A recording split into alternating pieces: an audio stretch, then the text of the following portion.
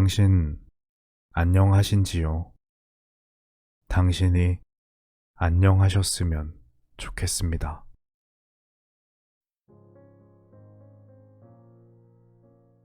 책 읽어주는 아크입니다. 오늘 소개해드릴 책은 첫 집필을 시작한 이후 16년 만에 펴내는 한 사람 작가님의 첫 작품집 7편의 이야기, 7번의 안부입니다.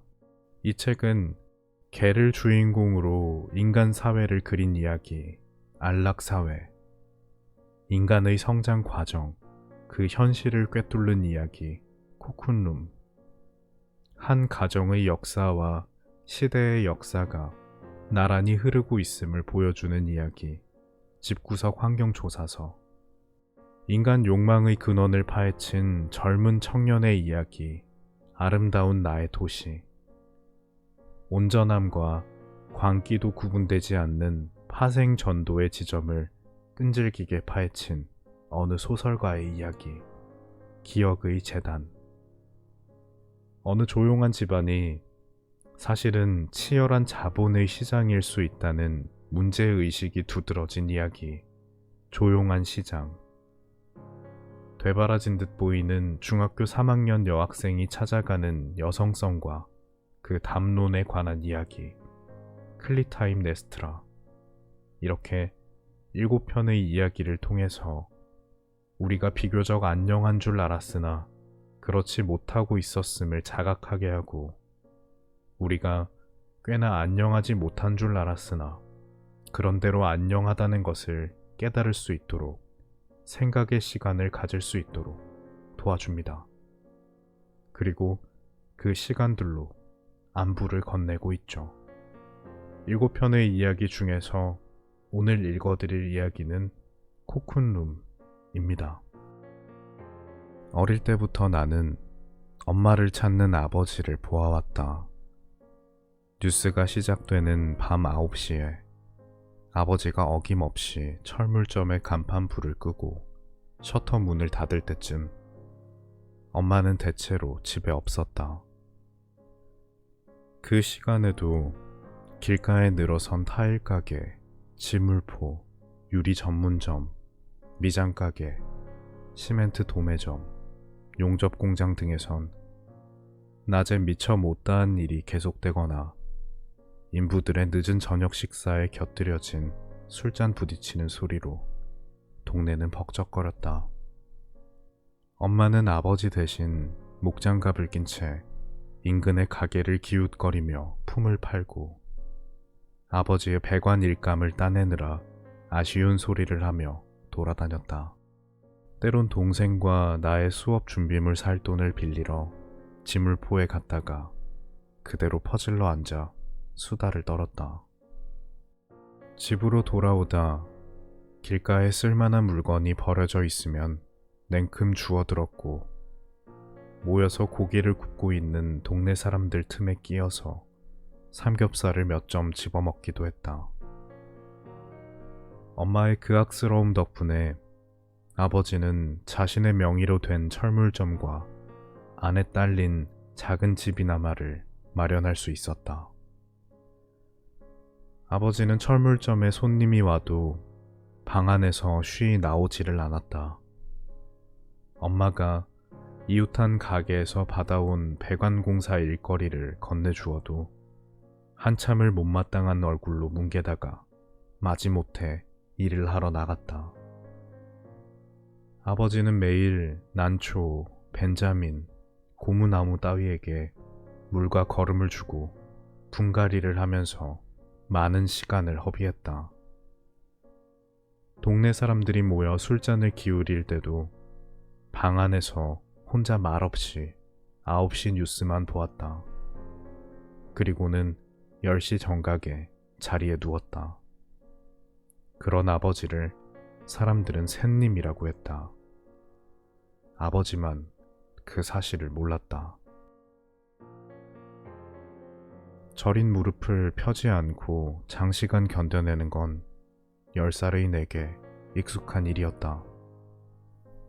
그 밤 내내 나는 다락방에서 숨죽이고 있을 엄마와 잠든 동생을 대신해 아버지 앞에서 무릎을 꿇고 있었다.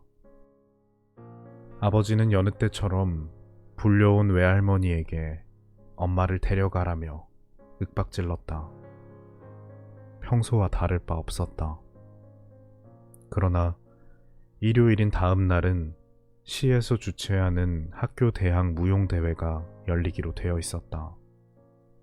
없는 돈을 끌어다가 두 자매를 무용반에 넣은 엄마 덕분에 나와 동생도 대회에 나가야 했다.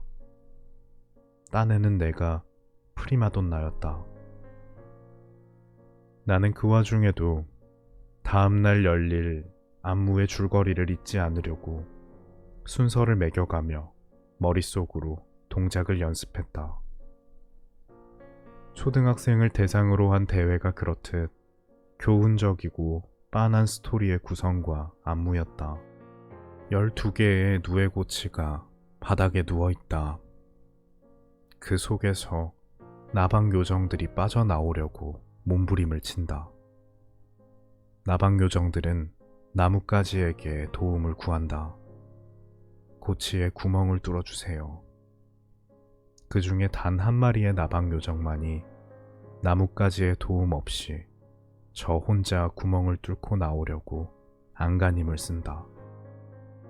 이윽고 모두들 고치에서 나와 날개를 달고 하늘을 난다. 혼자 구멍을 뚫고 나온 나방 요정은 제일 늦게 날개를 펼친다. 동생을 포함한 11마리의 나방 요정들은 갈수록 힘을 잃고 자리에 눕는다. 혼자 구멍을 뚫고 나온 나만이 끝까지 살아남아 무대 위에 긴 포물선을 그리며 훨훨 날아오른다. 역경이 사람을 더 강하게 만든다는 식의 교과서적 귀결이었다. 역동적이면서도 우아하게 날아야 하는 프리마돈나는 예쁘게 화장을 해야 했고 깜찍하게 머리를 틀어 올려야 했다. 하지만 밤새 뜬 눈으로 엄마를 찾는 아버지 때문에 다음날 아침에도 엄마는 다락방에서 내려오지 못했다. 무용 선생님은 대회를 앞두고 아이들을 연습시키면서 말했다. 동화책에 이런 내용이 있어. 한 소년이 누에고치 속에서 나방이 나오려고 애쓰는 걸 보았대. 소년은 그 모습이 너무 딱하더래. 그래서 칼로 구멍을 찢어 주었지. 그랬더니 밖으로 나온 나방이 얼마 못 가 죽어버렸대. 나방은 누에고치에서 빠져나오려는 과정을 겪어야만 죽지에 힘이 생겨 날 수 있게 된 거야. 아이들은 고개를 주걱거리며 진지한 표정을 지었다. 나는 소년의 오만한 동정과 무지한 선의에 분개했다. 그래서였을 것이다.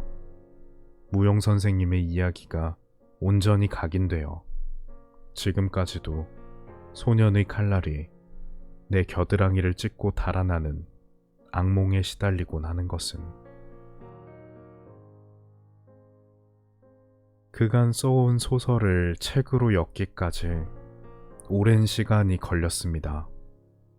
조금만 더 내려놓으며 제 소설 속에서만 살았던 인물들을 이제야 세상 밖으로 내보냅니다. 독자분들의 안녕을 위해 탄생된 그들이기에 나가서 제 몫을 해주기를 바랍니다. 더불어 위로받기를 바랍니다.